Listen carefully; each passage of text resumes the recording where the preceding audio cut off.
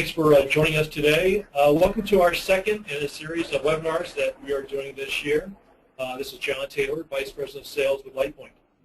The first webinar that we did earlier this year was on FSO installation and best practices. If you missed it, we recorded it and posted it on our YouTube channel, along with other instructional and product videos. Today, we're just going to talk and present and demo the LightPointe patented hybrid system called HyBridge.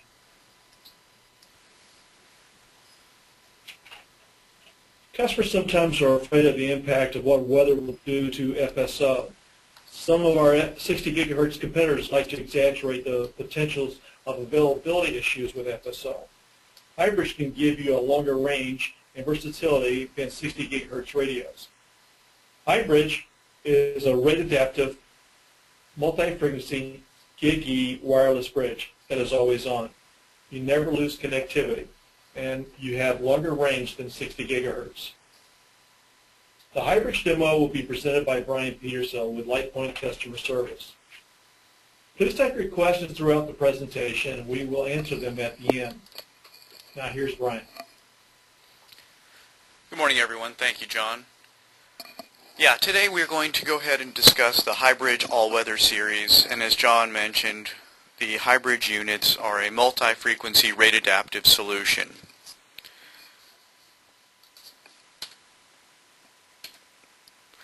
So the beauty of the HyBridge solution is,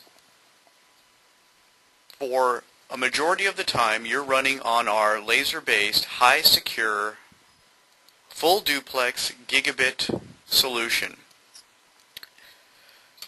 You'll stay on that solution, getting that full bandwidth, even during rain,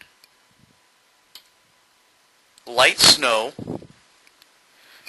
but should you incur adverse weather conditions such as heavy fog or snow, whatever that is, that would be enough to take the laser into its down state, you'll automatically switch over to our integrated radio. As you can see here in this image, the HyBridge SXR5 with the integrated radio has switched over to the radio. Once the weather pattern has passed or changed and you're back to your better weather, you switch automatically back to the laser-based solution, back up to your gigabit capacity. As you can see from the design of our solution, the laser-based products are immune to interference from RF, and vice versa. The RF doesn't have any impact or degradation from the laser.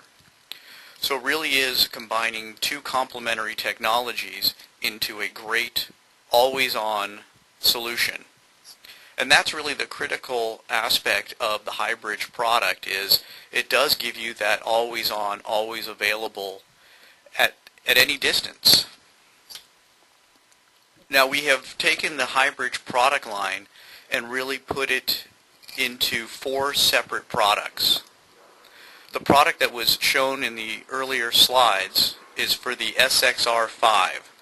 Now the SXR5 indicates that we have the integrated radio, and as you see on the far left hand side image, that radio is installed just below the link head, and that allows it to be aligned perfectly as you align the FSO product.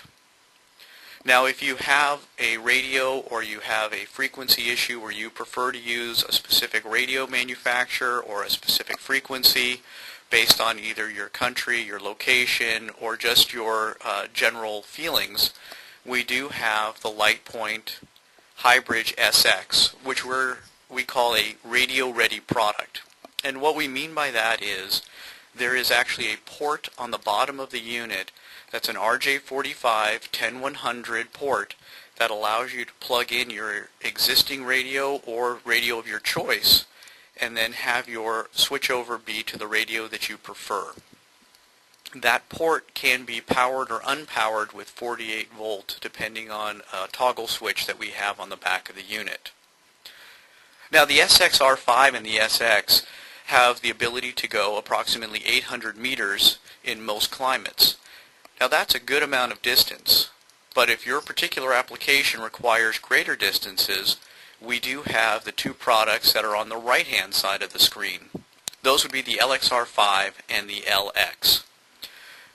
Same type of principle. The LXR5 is a radio integrated into the unit, as you can see pictured.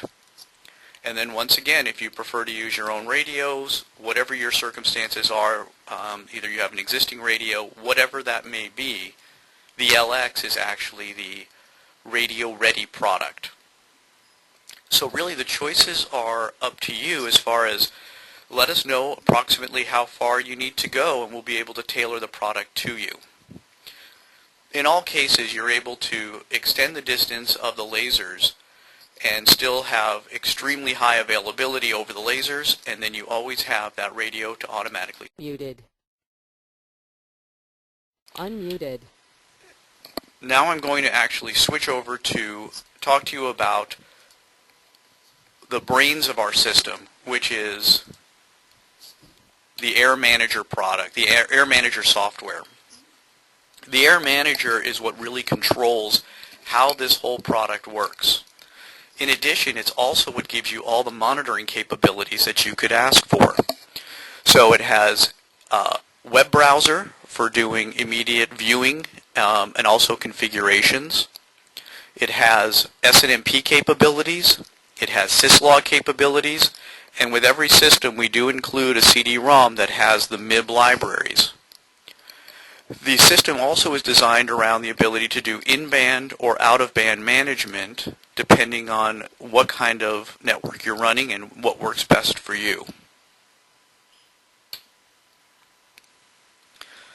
So I just want to show you some of the features that we have for the Air Manager. We will do a whole separate webinar specifically on the Air Manager and how to configure it and how to monitor what kind of feature sets it has exactly.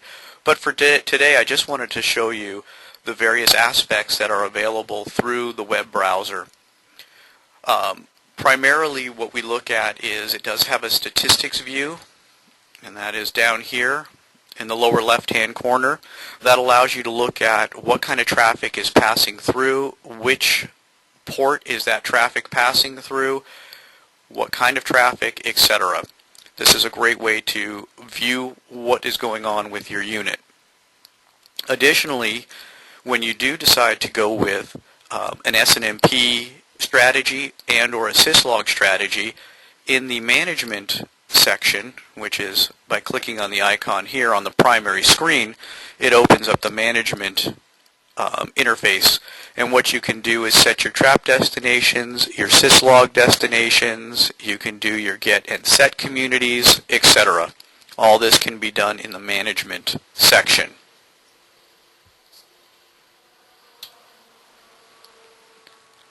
Now, one of the benefits of the Air Manager solution is that it does have SNMP already integrated into the product itself.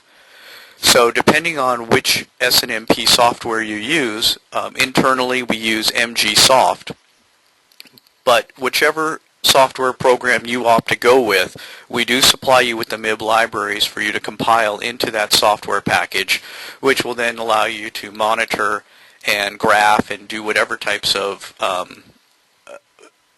monitoring and tracking that you want to do based on what kind of software you have. Now, we're going to go to the live demo in a few minutes, but I do want to tell you about how we have this set up here in our offices. We actually have a HyBridge SXR5 mounted in our office pointing to our shipping doors. And at the back of the unit, we have a camera installed.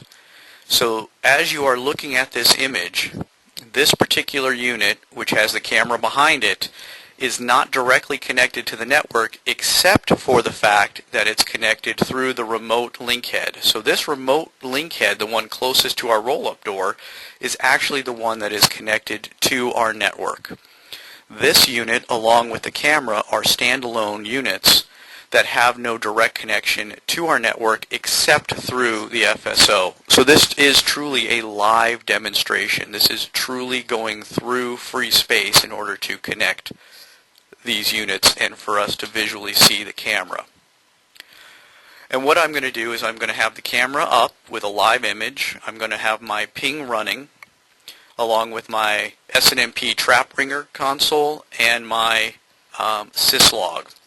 So in just a moment, I'm going to get these up. I'll have John go out, but it'll be, just give me a second to get everything up, and I will show you. So stand by.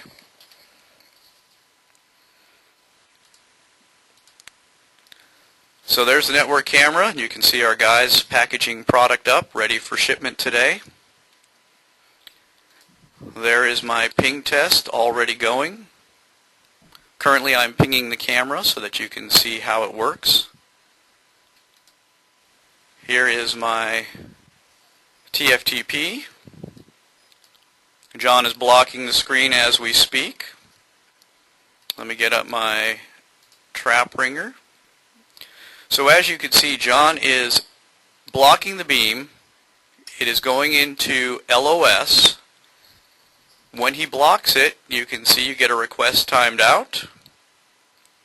Now we'll see if John will actually unblock it. There we go. So you see a quick blip. Let me move this up so it's a little bit easier to see. So when he unblocked it, we had a 12 millisecond delay, but we didn't even lose a ping. He blocks it again. We get a request timeout. You see all of these alerts coming up. Same thing here on the trap ring console. He removes it. The unit comes back up. Signal strength is back. We lost one ping on the return, and the system is back up and running. And again, you can see the guys are still in the background doing their work. John is actually going to block it one more time. There's our timeout. You can see the box is wiggling that he's using to block the beam. Again, this is about 8.5 feet in the air, so he has to use a stick to block this. And then when he unblocks it, you can go see that the LOS comes back to normal. The FSO RSSI comes back to normal. The redundancy goes back to normal. In other words, we're no longer in the redundancy failover mode. And we are back up onto the normal unit. And everything is back up and running. So again, let me just go through these real quick to show you. So when John triggered, and I'm logging both our remote unit, which is 81, which is the far unit, and the local unit, which is 80.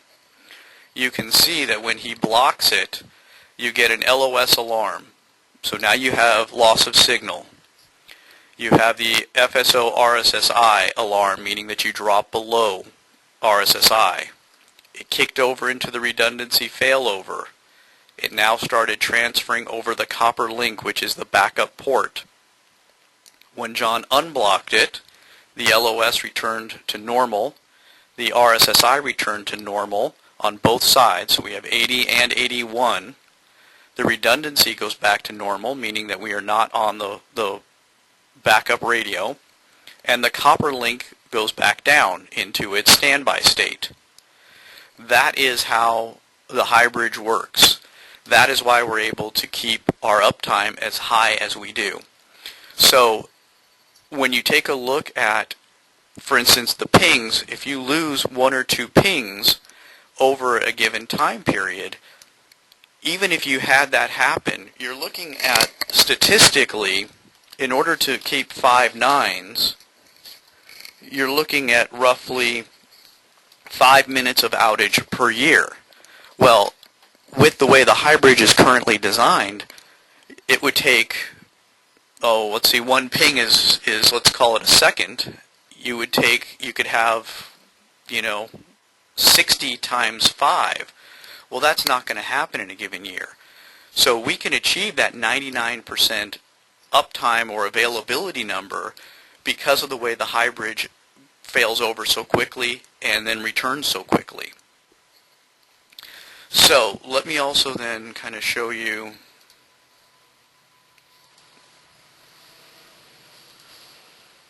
the way that we do this is through the FSO RSSI low and RSSI high thresholds. So what we do is we actually set the thresholds at a point that we avoid a flapping mechanism. So if you had something that was going up and down, a fog event that was having you hover right between 0 bars and LOS, rather than having that unit flap up and down, we actually hold it in a down pattern until it reaches the RSSI high, which would be this 300 millivolts. And these are adjustable, but this is where it's set at from the factory. Additionally, within the software, you can program your radio so that within the LightPointe, you could put your IP for your radios in here, and you can go directly and open up the radio's website to verify things. We also have what's a secondary port throughput. Currently it's set to unlimited, but depending on the radio that you pair up with this, you can change what your throughput's going to be. So if you were to do, say, I don't know, for instance, I have a customer in Los Angeles that has an FSO and a millimeter wave running in parallel. So what he does is he uses unlimited, and that way he has full throughput on both sides. But if the radio you're using is, say, a 2.4 gigahertz radio with low throughput, you're going to reduce the throughput down to, say, 12 or 24 megabits, because that's the capacity of the radio that you're using. So it does give us a ton of flexibility. Additionally, because we do have a radio that isn't at a gigabit speed as the backup, we also have the ability to set quality of service so that you can prioritize, say, your voice traffic over, say, just standard TCP traffic. So this is a really flexible product that allows you to do a lot of things and keep your system up and running efficiently. Let me go back to my PowerPoint, which we've done the live demo now. And I wanted to show you some examples of our product in action, I guess, for lack of a better term. And here you can see numerous installations of the HyBridge product. Some are using our built-in radios, some are using their own radios. Also here you can see, here's the LXR5. I believe this is a unit going approximately 1.6 kilometers. And then you've got this HyBridge SXR5, and this one's going about 600 meters, I believe. Then you have others that have chosen to use a radio that is either pre-existing and or is preferred. And that really is kind of the basics of the HyBridge unit. The goal, of course, was to show you how it worked, how quickly it fails over, and how quickly it returns. So, as you can see, it's a fairly instantaneous switch over and switch back. So I'll go ahead and turn it back over to John, and we'll take a look at questions that may have come up during the presentation. John, are you there? Yeah, I am. Thanks, Brian. And if you've got any questions, please type them. I've got a couple already. How long has the HyBridge been on the market? Good question. The HyBridge product's been on the market for about 2 years now. Prior to that, it was based on the Airlight G product, which has been on the market for about a little over 3 years. So really, the Airlight G was the predecessor. The HyBridge then took it to the next level by integrating our patent that we have for a HyBridge solution. And so, yeah, you're looking at about 2 years, 2.5 years. Another question is, why can't I do the same thing with Spanning Tree? Sure. Spanning Tree, yes, it could be used. However, there's a lot of inherent issues with Spanning Tree and a wireless solution. Mainly what you get are these flapping or unidirectional issues. And what happens is, because wireless is a bidirectional, Spanning Tree was based on wireline solutions. And when you have a wireless solution, you can have where you're either hovering right around good signal strength and bad signal strength. And if you are in that area, what spanning tree could end up doing is flapping. And if it does do this flapping or up and down, it will actually cause more problems on your network and will most likely cause a lot of your applications to shut down because they can't maintain a connection. With us, we eliminate that. We bring it all inside the unit, and we maintain and watch the signal strength to make sure that we don't have that flapping or that up and down aspect. Got a couple of questions coming in regards to the switchover RF system. One is, what is the speed of the RF backbone? Sure. Right now we're using a 5.8 gigahertz radio, and it does in real world about 72 megabits, kind of full duplex. And although they do claim that it's a 300 megabit radio, but it only has a 100 megabit interface. So you have a 100 megabit interface, and you get about 72 megabits in realistic throughput. We actually answered the other question too, the same answer. What's the maximum distance that they can cover? Sure. We look at the SX and SXR5. You're looking at about an 800 meter maximum distance recommended. And when you look at the LXR5 and the LX, you're looking at about 1,600 to 1,800, depending on where you're doing your installation. What is the typical maintenance for these systems? Well, they are designed for outdoor use, so the actual maintenance is really minimal. We do recommend that you go up annually and wipe down the faceplate. Obviously, if you're in an area that it's very dusty or sandy or dirty, then you might want to go up twice a year and wipe down the faceplate. But other than that, an annual inspection of the unit, just like any other wireless product that you put outdoors, you need to go out and inspect it occasionally just to make sure that all the bolts are still tight, no one's been up there messing with it, construction crews aren't up there working on it and bumping it. So really it's just a matter of doing an annual maintenance and verification, which, as I said, you should do anyways with any outdoor rated product. Looks like we've got two more questions. What is the warranty of the product? The warranty on the product, those of you who've maybe used LightPointe in the past have known us as a 1-year warranty. But starting March 1st of this year, we actually increased the warranty to 2 years on the product. So it has a 2-year standard warranty. We do offer options such as advance exchange, if you need that higher level of insurance, and we also offer an additional year to purchase if you wish, so you could have a total of 3 years of warranty. And looks like we got another one just snuck in here. List price for the SXR5 and the LXR5? I'll let you handle that one, John. Okay. The SXR5 is around $12,000 for a system that includes both pins, link kits, heavy-duty mounts, and the RF backup, and then high-powered PoE injectors. The LXR5, you're looking at $1,899 for it. Okay. Thank you. I think that's it. Covered everything. Brian, thanks a lot for the presentation. I'd like to thank everybody for joining us today. If you have any questions, Brian's contact info is right there. You can also email sales@lightpointe.com. And we also have our sales guys around the world that can assist you with